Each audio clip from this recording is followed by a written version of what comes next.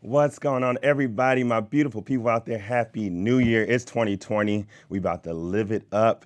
Thank you so much for joining us. I'm your boy, Danny Royce, inside the Black Actor Studio. I have an amazing guest with me. It's kicking off the new year. You've seen him on Grimm, All My Children, Z Nation, The Have and Have Nots. Stay tuned. You don't want to miss this. You're tuned into Black Hollywood Live, the world's first digital broadcast network devoted entirely to urban entertainment and pop culture. Tune in right now.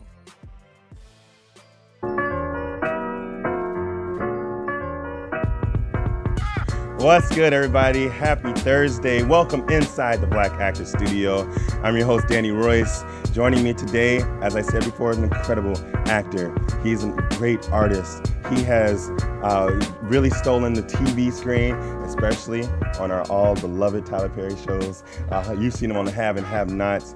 He's also, you know him very well as Donald Winthrop on The Oval. And I can't wait to get into it. One of my favorite shows, Grimm. Amazing. And coming up soon, Respect, R-E-S-P-E-C-T. We got him in the house. The Black Actor Studio is very proud to welcome Lodric D. Collins. Hey, What's good, man? I'm great, How are man. you? Yeah. That was a great introduction. Hey, I do what I can. Hey, welcome. I'm blessed to have you in here. Thank you for joining me. It's great to be here. Okay, how's your day going? How's the New Year treating you? Man, it's great. New Year's Yeah. is my favorite holiday. I tell everybody right. that. It's like whatever went wrong in 2019, it's that proverbial day you make it right. If it went good, then you make it better. And it's just that day. Yeah, you could do it any day, but like New Year's is that day Right. that says to do it. It So I is. feel good about it. Yeah, I love New Year's too. Yeah, man. It's just a rebirth, It's a rebirth. That's a good word. It's a rebirth. It's a rebirth. Yeah. This year we have 366 days. Did you know that? Oh, that's right. We It's got a leap year coming up. Yeah, That's it's crazy, right. crazy. I'm Yeah. like, what? So first off, I want to say congratulations Thank you, to man. I Respect. appreciate it. Like that's Yeah. and being able to portray Smokey Robinson. Yeah. First off, tell me how you felt when you got that role. It's a trip, man, because there's this character that I go into when these things are coming up that lowers anxiety. That's like, okay, no, these things are supposed to come. You're supposed to receive these things. You work with people like Forrest Whitaker every day, which is not true in my world. So like I go into this place that's just like ready to receive things, and I think when it happened, I was like, cool, okay, I'll see y'all soon, And they were like, did you just hear what we said? You got it? I was like, yeah, I heard you. Thanks, And then after everything's said and done, you come Right. home, and it's like one day, I think like a week after we started, I came home and I was like, oh snap, yeah, it kicks in. It kicks in. Yeah. No, so I feel it. Yeah, I guess that moment when it kicked in, it's I'm grateful, man. It's a blessing, I grew up listening to this guy. I grew up watching this guy. I grew up wanting to be like this guy. You know what I mean? Yeah. I remember, not to get too far into it, but I remember sitting down as a kid with my mom, my dad, my uncle, something like that, and we're watching, I think it was like Diana Ross or somebody, and Smokey Robinson surprises her at this concert. And the whole time she's like turning her head away, and he's just staring at her, I'm like, what's this dude doing? This is weird, And I realized that that this guy is just this enchanting guy. Like what's happening is she's trying not to look into his eyes, and he's like, look. Yeah. And the minute she turns around and looks, he's got her, and she just can't stop staring. And then she, like, before the song is over, they do a duet together. And before the song is over, she kisses him on the mouth like 5 times. You know what I mean? I was like, this is the cat I want to be like right that's here. Smokey right there. Yeah. So Yep. yeah. So that's it's an honor. Yeah. That's awesome. Yeah. And we like to start in the studio at the beginning. Where were you born? Lake Charles, Louisiana. Hey, I'm a country boy. Country boy. And how was it growing up in Louisiana? It was dope. Yeah. It was amazing. I think some of the most amazing people I have met in my life, some of the most beautiful people, both inside and outside, come from Louisiana. Yeah. It's just one of those places where people just want to freely give. Yeah. They want to smile. They want you to smile. They like to eat. They want you to eat. Yeah. Yeah. It's just That's one of awesome. those places. It's like paradise for me. It's the place that I go home to reset. I've got a large family there that's always like, that's always had my back, always have my back. It's a great place. And man. you have family in Chicago as well, right? I have family in That's where I'm Chicago, from. yeah, man. And Yeah. it's Shout funny. out to the family there. Right, it's Yeah. funny. It's an ongoing thing. It's like either I have guests from Chicago or they have a tie to Chicago somehow, Yeah. and I don't plan these things. It just happens, you know.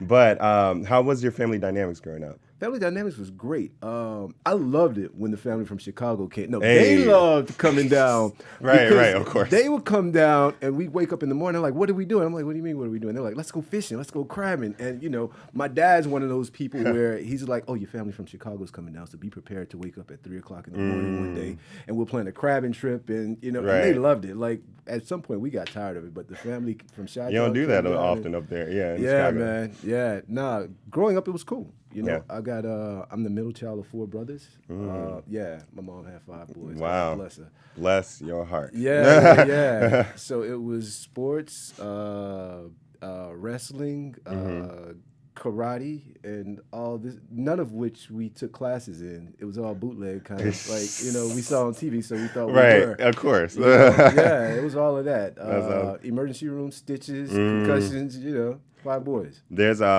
so you being the middle child. Yeah. What's one of the because that you're smack dab in the middle. Uh-huh. So like, what's one of the best things and the worst things about being a middle child? I could tell you all the worst stuff. One of each. That's it. I am like poster boy for middle child syndrome. What's mine is mine. Right. And unless I share it with you, you can't touch it, you know? But what's yours is also mine, you know? Yeah, no. I think one of the best things is you kind of get the best of both worlds, you know? You get, and I'm smack dab in the middle, too old or too young. You get to be, at some point, you get to be the older brother, and you get to be the younger. So you get to be the one protected, and you get to be the one that gets protected, you know? Yeah. Nice. And we're all really close. So it was like one of those things where you don't mess with the Collins boys because it's a crew. Right. It's a crew at the house. We roll deep, too. Yeah, we roll deep. Yeah, we roll deep and we ride for each other. So yeah, no, it's cool. It was I say it's even better now as adults. You know what I mean? Because we really monitor and check on each other and look out for each other and make sure that the other one's always good. Yeah. That's good. That's awesome. And growing up, did you see any TV shows that you loved or any people on TV entertaining that really inspired you to get into this? Yeah, you know, it was hard to filter through this. Bill Cosby, I will say, you know, I don't know the Bill Cosby now that I knew then. The one that I knew then was Clifford Huxtable. Huxtable, you know. And then there were networks, not to plug it too much, but there were networks like BET. And you turn on Video Soul and you see faces like Donnie Simpson. And it was rare, you know. I mean, I think growing up, like, media was saturated with faces that were white, you know? Of course. So you really had to click, turn on channel U or something, you know, but you had to search. But, like, I'd see faces like Donnie Simpson, you know, Eddie Murphy, Bill Cosby, Red Fox, like these people, you know. Bill Cosby, did that crush your heart, like when all that was going on?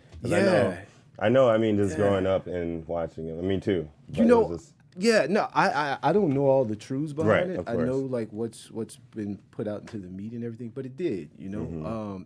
It made me evaluate, you know, the legacy that we leave on Earth. Is it based on all the great things you do, or is it based on the bad things you do? You know, how do we evaluate that? Right. And it's a shame that I think one of the most hurtful things is I don't think media's changed much in terms of what we see aesthetically. It's changed a lot, but it hasn't changed as much as you would like it to, you know? And I think, like, shows like The Cosby Show, like A Different World and all that, I think they're, like, pivotal even, especially now, than they were before. And it's a shame that we lose it, you know? Something like that gets lost because it's hard to duplicate. Yeah, it's it really hard to is. duplicate. That's a formula that... Yeah, you know, I don't know if it's gonna come around again. Hopefully it will. But it's a shame that we lose that in this process, you know. I agree with that for sure. And so when the acting bug bit you, as we like to call it, when was that for you? I remember, man. I was with my grandmother, and there was a theater company in the hood. I never knew. I passed this place on my bike all the time. It was called Axe Theater. It was on along the railroad tracks. Now, you know, anything along the railroad tracks is hood. It's Right. like that. Yeah. It was literally when you walked the door, the railroad tracks were like 10 feet away. Right. It was Axe Theater, and it was this huge theater space. And we went to see something like The Adventures of Huckleberry Finn or something, okay. you know?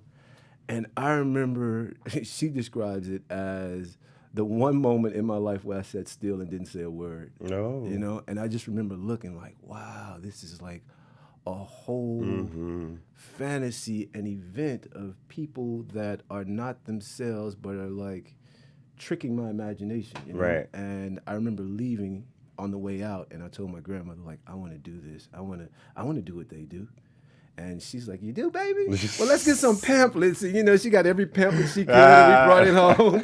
You know, yeah. Go ahead. Yeah. That's pretty funny. Yeah. So, what was one of your like first things you got into? Did you start in high school, college, or did you start in plays? I started immediately. Okay. Yeah, like I went back. I would go back to that theater on my bike all the time, and then one day, I saw a sign, just waiting for that sign and waiting for some type of sign to where I could be a part of it. I'd ride my bike, and I saw a sign that said that they were doing The Wizard of Oz. And I was like, cool. Of course. Here we go. And, Hey. yeah, I know. And my first gig was the Scarecrow in the kids' play of The Wizard of Oz. Yeah. Nice. Yeah. Nice. Mine was a Tin Man. Tin Man? Yeah. Cheers. Cheers, man. He's on down the road, right? That's right. So when did you make that transition to LA? To LA. Yeah. That's, you know, it's a huge jump. Well, I moved to New York first. You moved to New York. Okay. Yeah, so I spent most of my acting career in New York. Yes. I moved to New York after college. And I started there. Yeah, I started doing more theater. Mainly theater there. I was lucky enough to get a lot of commercial stuff, and then I booked a gig on my first TV gig was All My Children. Yeah, I booked a gig on All My Children. Yeah. It was cool. Nice. Cool. Yeah. Did you book that in New York? I booked it in New York. Okay, yeah. perfect. It was all shooting in New York. It was all shooting in New York. Yeah. And yeah, that was your I guess your first big role. It was my first role. Yeah. It was my first thing. It was cool. How was that audition process for you?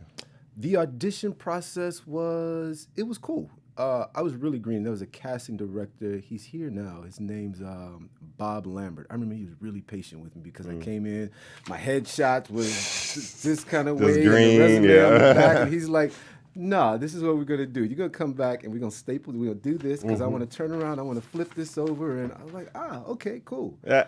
You know, there's those people out there Right. that just, for some strange reason, they say they see something. see something Let me fix it. And yeah, I remember in that moment, he's like, let's fix this. And I got this thing. You want to audition for it? Yes, cool. You got it. Yeah, it was a really small role. But before I started acting, I was in the Marine Corps. And he saw it on my resume. He says, listen, this role is for this guy. He's a rescue guy, but he rappels off of a mountain. Right. By the way, we built a mountain on set, and you'll be rappelling. Are you good with Yeah. that? I'm like, oh, hell yeah. That's dope. That's Yeah. dope. Yes. Yeah. Well, Yeah. and thank you for your service, Oh, which thank you. leads me Yeah. to my next topic I want to talk about, which is one of my favorite episodes or my favorite shows, Yeah. Grimm, when you played a lieutenant. All right. So how was that being on Lieutenant set? Marshall. Because that was Yeah. oh man, yeah. I just remember Yeah. that show. And it was one of the very few like fantasy shows that was like really killing it. Yeah. And then you had Once Upon a Time come out, but Yeah. Yeah. You know, it's interesting, man. I thought I was the only person that watched that show. I wish I Right. could have shared this with you before. Right. I didn't have it. That was none of my buddies watched that show. Like, I didn't know anybody that watched Right. it. But, like, a lot of people watched it. it seemed like it took people longer to get into as Yeah. well. That was I'll be honest, that was a pivotal role. Portland is an interesting city, really cool. It rained a lot while you were It filming? rained a lot, but nobody wears umbrellas. Nobody uses umbrellas when it rains. You just so walk, I was right? like an alien to people with an umbrella, you know? But no, it was a great show. I loved it. I was a huge fan of the show, like a huge fan. I watched every episode of it. So the idea that came up was like really cool. You know, I couldn't share it with people my excitement because no one understood. No, I understood. My people didn't understand. I definitely understood all the creatures, everything. Yeah. The It was a lot of work too. Yeah, it was a lot of physical work. Oh yeah, I'm sure. A lot of makeup, a lot of physical stuff. It's but a lot of stunt work and stuff. So you do all your stunts and things like that. Not all of them, but not most all of them. Most of them. Yeah, most of them. Most of what and they'll let you. They let me do a lot. Yeah, I told them that I wanted to, and they were like, "Cool, we'll see how much you can do. Right. You can't. Whatever becomes an insurance policy, we're just gonna exactly. You know? Yeah, we got people for that. Yeah. All right, dope. And did you after Grimm, like, what was something that you would say was one of your challenges in the industry that you came across? I think after that, there was a realization of what I knew I could do after that. And the access of or positioning myself to be in a place to receive what I knew I could do. I think this career, you know, it can be like a roller coaster. Yeah. And then now it may always be that way, where like there's this strong desire just to keep the roller coaster going up and not dip. You know. Right. And I think for me, it was just about trying to keep that momentum going. You know, and I soon realized that not to get too spiritual, but there's something greater guiding. You know, and I think when you give yourself over to it, sometimes and sit back, watch, continue to do the work, you can see it like taking place. Right. So after it was stressful because it was like, how do I keep it going? But once I realized, you know what, there's something greater that's guiding. Well, I just sit back, keep doing the work, and watch. Things just started happening in a cool way. Yeah, you know? for Other sure. things just started coming. Yeah. Right. Just be still. And believe me, you can say all the spiritual stuff you want All in right. here. This studio. We going to church This today. studio, we always go to church every episode. I appreciate it. Yeah. So talk to me about the have and have nots. Yeah, the have and have nots. How is it? What's one of your favorite memories working with Tyler Perry on set? The have and have nots was quick because I remember I'd gone home, I'd auditioned for it, and I went home on a Friday morning, and my agent calls like, "Hey, you got a call back." I was like, I'm literally getting on the plane right now. They were like, "Well, they want to see you today." I was like, I'm literally getting on the. I'm seated on the plane right now. That's crazy. Like, yeah. So you had to get out. No, cause for some strange reason, like I couldn't, cause I had to be at a wedding, something back home that I had to be there. Right. know? And then I get the call on Sunday, Saturday or Sunday, and they're like, you know what? They want you for the role. So I was like, yo, I didn't do. Right. All right, cool. You know, this is cool. Look at God. Yeah. Right, nice. Everything happened so fast. Right. You go in, you shoot, and you see boss man Tyler, he's doing all this work, and you want to say so bad, like, hey man, like, I admire your work, thank you, but there's no time. Right. You know what I mean? Yeah. And you can tell he's in this zone because he's got all these and it's like one or two takes. That's right. Yeah. Yeah. Well, no, for me, it was two because the lady that I play opposite, the lady that I played opposite of, I'd seen her on the thing, and I was like, oh, okay, like she's a pretty lady, but in person, she's like strikingly beautiful. So my guy she opens the door, and she opens the door. I don't meet her. She opens the door while the camera's rolling, and I just stare like, this woman's fine. She is beautiful. And I lost my line, dude. And I said line, and I could hear people say, did he just say line? And I was like, oh, snap, this is embarrassing. Like, I just said line before I even started my line. This lady closed the door, lady. Like, you're too, yeah. That's hilarious. So we did it again, and we did it in one take. It was like 4 or 5 pages in one take. And, yeah. Strikingly good looks, I guess. She's a beautiful lady, yeah. Yes. That's a really funny story. I like that. I know, right? I just dropped my line. All of it. All of Before it. the first line. Before the first line. It wasn't like you started in like line. Yeah. You were like line. My brain went blank, man. For real. That is too crazy. Yeah. And so the Oval, you play Donald Winthrop, right? Yeah. mentioned before that John Kelly was a big influence for you on this role. Oh, you got that, yeah. I do my research. I got three people. One's John Kelly, Yeah. one's Barack, and the other, I don't know if you watch Game of Thrones. Yeah. Cersei Lannister. Yes. Yeah. So Cersei. So you put all three of them together, and then you get Donald. Yeah. So, what was it like for you taking on this role, especially in this new series? You know? Yeah. It was something I really had to think about on how to create this type of character, because there was a very small amount of time from when I accepted it until we actually started shooting it. Okay. So the idea of how do you make a realistic, grounded person who's an anchor for all the craziness of this show, yet still has all these things boiling underneath.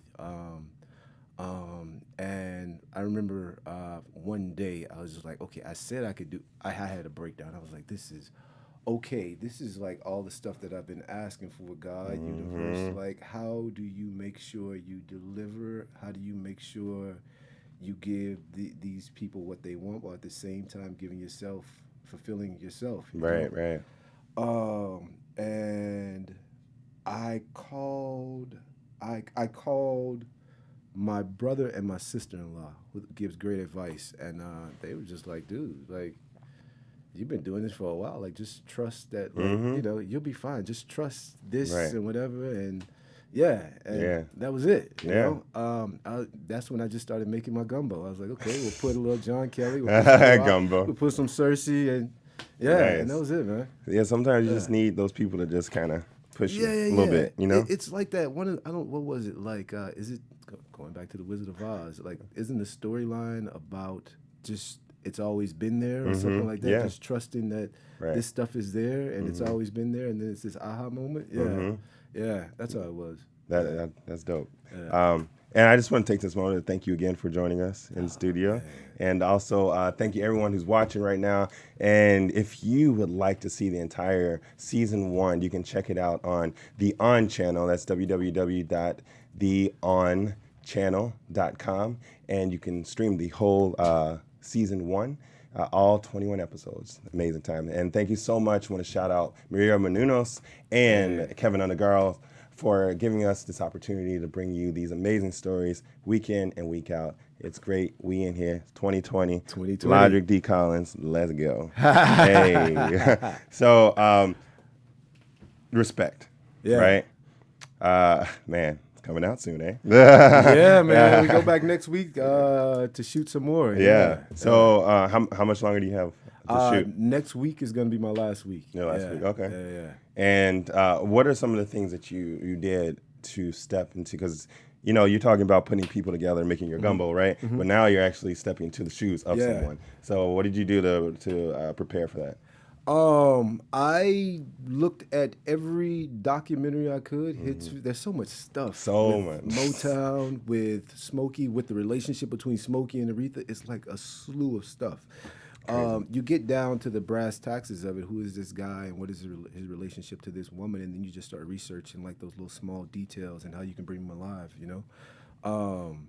I think the biggest challenge wasn't necessarily finding him, because he's a pretty transparent person, even with the core of what's underneath. Like it's not. It wasn't a hard thing for me to see. I think the hardest thing is finding the voice, because I'm like down here. Right. And Smokey's up here, So it was like, how do we find this place? Yeah, right. But no, it's been great. It's been a great experience. Like I first scene is with Jennifer and Forrest and Marlon. Marlon, all these amazing talents. Beyond, man, and supportive and also kind. Like you expect to go on set with these big names, and you expect them to have this grandeur. Right. But like the kindest people I have ever worked with in my life, I swear, like the kindest, and it tells you a lot about professionalism. It does. And it taught me a lot. When you're in this place, there's a service that must be given, not just in terms of work, but to people around you. Right. And they're great examples of that. Yeah. Yeah, I can imagine. Give us a little reenactment of his voice. I mean, say anything. It doesn't have to be from the film, but just say something. I want to hear Smokey real quick. Let's see. I haven't been working on it for a while, but Smokey's way up here, and he's always like up here, yeah. And my thing is, I always like the challenge was I'd be up here and then come down. I'm like, how do you keep it? Yeah. So he's always up here. Yeah. Did you have? He always wants people to be happy around him. You can right. tell, Yeah, definitely. Do you? I mean, just from my one time meeting him, it was just like it was dope. It was it was a lot of wisdom, a lot of like just treasure. I can imagine. Like, you can it's crazy. Yeah. Did you have to sing in the film at all? Thank God. I did not, man. Thank God I did not. Like there's people like Titus Burgess, Jennifer Hudson, Forrest, like who are like dynamic voices. Like, right. You don't want to hear Lodric D. Collins' voice next to that. Auto tune like a mother. Let's dub that. No, I did it. Ain't nothing wrong with that. Yeah. And so that's that. You said that you wrapped that up in a week, right? I'm gonna wrap in a week. The film's still be shooting. Yeah, the film's gonna be shooting. Scene. Yeah. Which I saw the preview, and it's just like a little. Just a little something. It's a little taste. Because they're still shooting it, yeah. Right, because they're still shooting it. A taste. So it's like, but it's enough to get you excited. Yeah. I had the pleasure of seeing Aretha live before she passed. Oh, yeah? Yeah, thanks, Mom. Shout out. She took me. Yeah, it was. I got to talk to my mom. It was amazing. It was amazing. So I'm actually really excited for the film. I think they picked the perfect person, man. Yeah. Because anytime I would hear that lady sing, that lady meaning Miss Franklin, anytime I'd hear her sing, her voice gives me chills, Mm-hmm. And I remember watching the trailer a few weeks ago with Jennifer. And when it came out, I remember going on Instagram, reposting it, and just typing the word chills, Right. Because, I think she's dynamic. Jennifer. Her voice is Jennifer's ridiculously crazy, and I think she's got so much soul to match that of the Queen of Soul. Right. Yeah. I do want to talk about, because we have a lot of, actors and people in the industry that watch this show as well. I want to talk about the audition process of, stepping into a figure like Smokey Robinson. We do a lot of work afterwards, but what was your work before the audition that you took in the room? Trust. I think it's, I've learned that trust is the most important thing. Trust and fulfillment within, this is going to sound like such a Hallmark card. I say it because I've been through a voyage with it. I remember before I left New York, I experienced a lot of anxiety, like crazy anxiety that would just tear me apart in the audition process. And I took some time to sit back and be like, why am I feeling this? What is going on? And I realized I'm trying to impress people on the other side of the table, on the other side of the camera. And that, I'm not good. I'm not good with trying to impress people, even outside of the audition process. I say the wrong thing, I do the wrong thing, but when I sit at ease with myself and I'm feeling something about myself that's cool and there's a lot of self-assurance, I'm good. Yeah. So with that, it was one of the things of, okay, here's the script. What do I know about this person? How do I apply it? How do I translate this that is fulfilling for myself? Hopefully they get it. But how do I do it in the most truthful way possible that's fulfilling? Right. And that was the biggest part of the process, What do I see? What do I see in myself that I can put into this guy that's comparative, that compares to this guy? And how can I translate it as best I can for myself, And that was the biggest thing. Yeah, that was the biggest thing. Because, now auditions are like, hey, here it is. Tomorrow you got this. Oh, we need this tonight on tape. And, It's like, get it done. Yeah. So all you have to do, I think trust is the biggest thing now, man, especially with such like fast turnarounds. It is. Yeah. It is. Yeah. What's one of your like, you have a kind of like something you prefer, TV, film, theater. But I'm not going to go there. I just want to know like what is something you find fascinating in each one, TV, film, and theater, something that draws you to that. I just got back from watching, I hadn't done theater in a while, even though there's some good theater here in LA. I really miss that Broadway or that black box that I would always go to in New York. Right. and the rawness of it. And recently, I went downtown to check out August Wilson's Jitney. Hey, I love August Wilson. Man, I miss Love sitting in August the Wilson. theater and that escape. And that's how it all started for Yeah. me, as I think about it. You know, I was sitting there, and I'm like, you know what? I had never realized how much I missed just sitting here in this escape with everything quiet, with just watching these people, no cell phones, no popcorn crunching, no nothing. It's just me and these people. It feels like just me and these people. Yeah, there's a whole audience, but I think when I sit inside the place and watch, it's just something that everything disappears, and it's like me and these people on stage, you know. And I realize I miss being that person on stage as well. I just miss the liveness of it. Right. I miss the idea of you can make a billion mistakes, we'll never catch it. Never you catch hold it. true to Yep. it. You know, there's one take. Yep. And you only have truth. You only have, there's a continuity of truth. You know, this thing is this show's continuously going. There's no stop. Let's shoot scene 2. It's just that, and you get to live in this truth for like 2.5, 3 hours. Yeah. Some of these shows 4 hours, 5 now, bro. Intermission and all that. Yeah. I enjoy seeing that. I enjoy being a part of that. Yeah. That's Yeah. okay, for sure. I see that. And so as far as Tyler Perry opening the studios and all that, were you able to go? Ah, yeah. You were, yeah. How was that experience for you? It's one of the most phenomenal moments in my life, man. I got to take my mom. Nice. Yeah. That's amazing. Yeah, you know, I mean, as a son, you always want to do something really special for that lady. That brought you life, that brought you here, you know. And yeah, I got a chance to do that. That was really cool. It was the most phenomenal experience, man. I said, you could blindfold me and put me in the middle of that place with all those people and all that energy, and I would be like, what is this around me? Like, you could feel it, you know?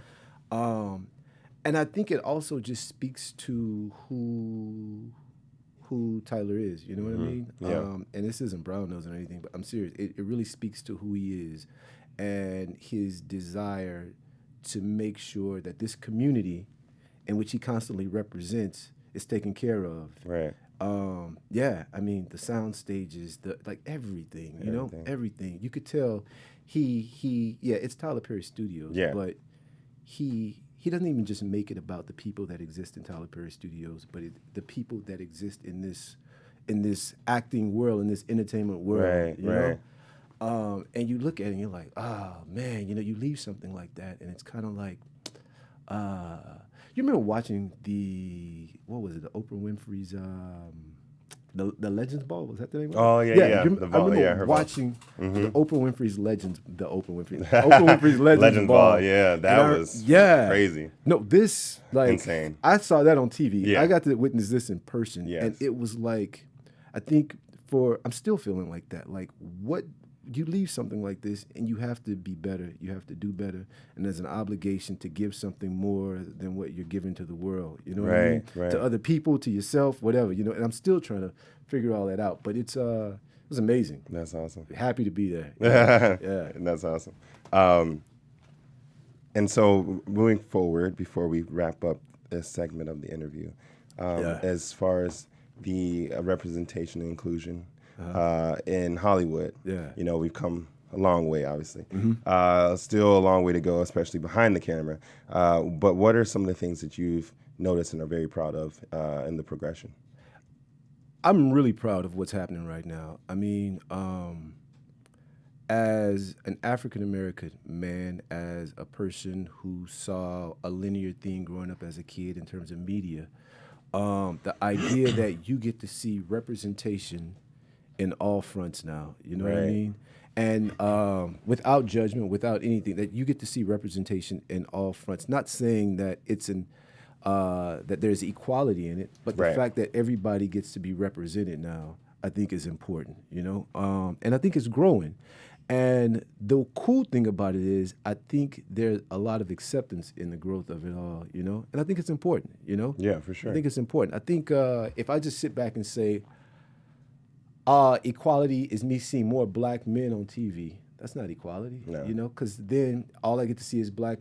I'm just going just the way it was before, just from a different perspective. But if I get to say, I want to see all the things that constitute America or this world on the screen, you know, I think that's equality. Yeah. Yeah. I like that. Yeah, I That's think dope. that's equality, and I'm glad I get a chance to see it because I get to learn. I Right. get to watch and learn about people, about their lifestyles. And that's how you their defeat struggle. ignorance. That's how you defeat ignorance, man. You know what I mean? Okay. Yeah. Well, thank you. That was awesome. I'm gonna go into another segment of Gotcha. the interview. Okay. Look, I'm scared now. You should be. No, Yeah. no. This is just where I'm gonna ask you questions on a certain subject. Sometimes I do films. Sometimes I do actors. Today I'm going to do Mr. Perry. All right. So I'm gonna ask you 5 questions. Okay. Okay. And obviously your objective is get them all right, but we'll see how you do. Okay. All right. My job. So, Yeah. what does Tyler Perry play in his movies? Medea movies. Medea, Joe, or both? Both. Correct. Yeah. Hey, you got it. All right. Next, does Tyler Perry have a book out? Yes. That is correct. Good job. Uh-huh. All right.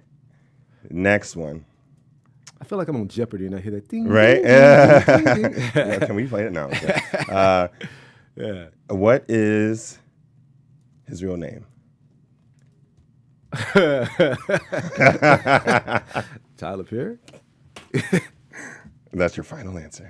Oh. Yeah, that's my final answer. That is incorrect. All right. It is Emmett Perry Jr.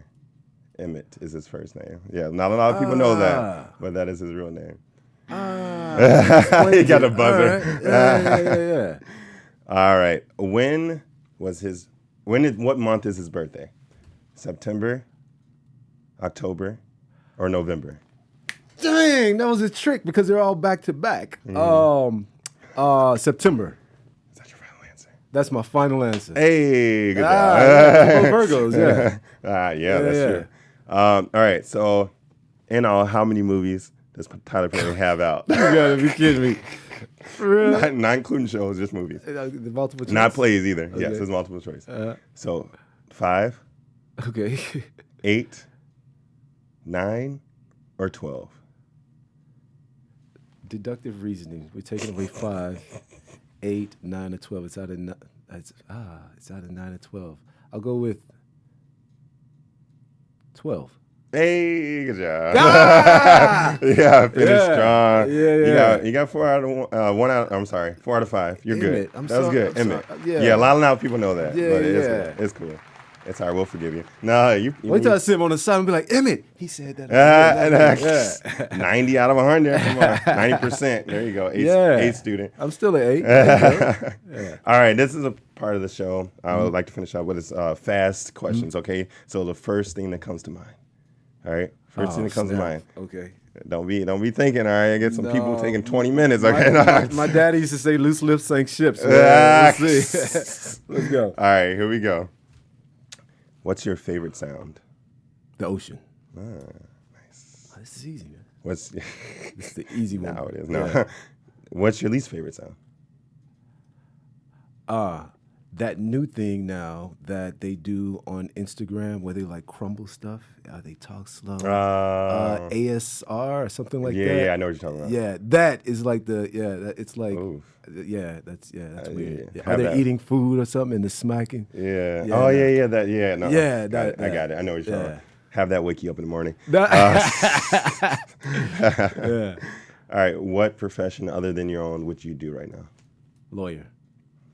Yeah. What profession would you not do? Absolutely not. Prostitution. All right. That's professional prostitute. I'm professional. I don't knock it. It's not my thing. Hey, you got some people have their own business.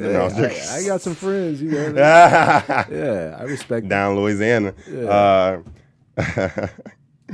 All right.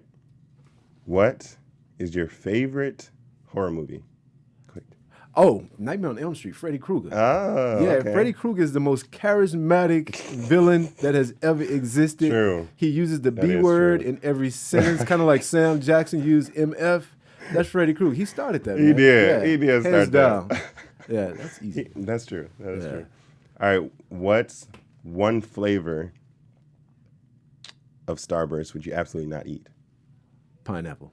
Oh, okay. And the tropical package, right? Yeah, I don't like pineapples. It's the only fruit I don't like. Wow. Yeah, no. Oh, Yeah. okay. All right. I used to have an auntie every birthday. She would make me a pineapple cake. Even Yeah, though I said, pineapple cake, yeah. I was like, this lady hates me, bro. Why is she doing that? Yeah. Oh, pineapple cakes are so good. It's disgusting. What's your favorite type of ice cream? Mango. Flavor. No, guava. Guava. Yeah. Wow. Yeah, So you yeah. don't like pineapples, you like guava. Okay. I do. Tropical, but not tropical. Got it. If you had a choice to act alongside any actor, alive or dead, who would it be? Alive or dead? Louis Gossett Jr. Okay. Yeah. Okay. Nice. I have to pick one, right? Yeah, All you gotta right, pick cool. one. Dang. All right. Louis Gossett Jr. That's awesome. Yeah. That's awesome. And last but not least, This is always a hard one. Here we go. may not be. Yeah. Heaven's real. You get up to God. What would you like to hear him say to you? You got it. Hey. I'd like for him to say, you got it. Yeah. Okay. All right. Yeah. Hey. Yeah. That's good. You Yeah. got it. Yeah. You got it. And you do got it. I hope so, man. Thank you so much. It's been a pleasure having you, Thank you. and joining me inside the studio. We had an amazing appreciate it. time. Hope you had an Yeah. amazing time as well. I did, man. This is Awesome. great. Yeah, thank you. I want to say thank you so much for everyone who is watching. If you love the interview and love the show, please show us some love. Give us thumbs up, likes, share the video. Also, if you want to see all of season 1, you can log on to www.theonchannel.com. You can see and stream the entire first season. Thank you so much for joining us. Lodric, tell them where you can find you. You can find me on social media, Lodric D Collins, on Facebook, Instagram. Is that a on guess, or- Twitter. Say again. I know, right? Lodric D Collins. I know, I'm so easy. You can find me on Twitter at Lodric D. Yeah, keep it real simple. Keep it real simple. And also look out for him in the upcoming film. Yeah. Respect.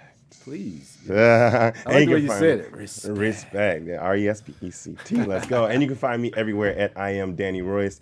Thank you so much. We'll see you next week. Same place, same time, here inside the Black Actor Studio. Yeah. Be blessed. On behalf of our BHL staff, we would like to thank you for tuning in to Black Hollywood Live, the world's first digital broadcast network devoted entirely to urban entertainment and pop culture. Check out our Black Hollywood Live YouTube page for even more great programming and amazing content. And be sure to subscribe and like our channel when you do. I'm your BHL host, Nakia Monet, and you can find me on all social media at Kiki Boom Boom or at Black Hollywood Live. Black Hollywood Live. Hollywood redefined.